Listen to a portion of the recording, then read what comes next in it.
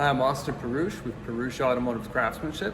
Today I wanted to give you a quick demonstration on how to do a proper heat shrink for when you've got a high spot in your panel and you can't hammer and dolly it out. You're going to need a few things: oxyacetylene torch, hammer, wooden dolly, and a spray bottle with water. Here, there's a high spot here. I want to just show you a quick demonstration of my method for making a nice clean heat shrink. Get your tools handy, and you're going to spark your torch, ignite the torch, and set up a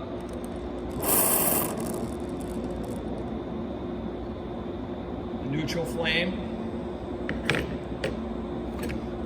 So what I'm going to do is I'm going to slowly heat the area until it starts to glow sort of a deep red. I'm not going to get it orange, I'm not going to get it yellow.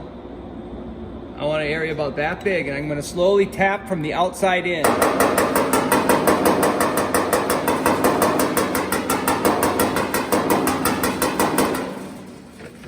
And then I'm going to spritz it with water.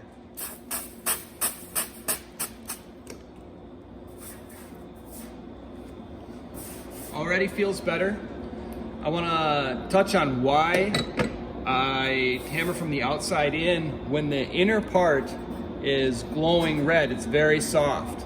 And I always hammer around the outside as it cools until I reach the middle, just as it cools off. That way you don't get like a divot right in the middle. Sometimes if you heat it too hot and hit it right in the middle, you get a pocket. It sort of inverts. And I'm always trying to get a nice smooth shrink that I can come back and clean up with hammers and dollies. Thanks.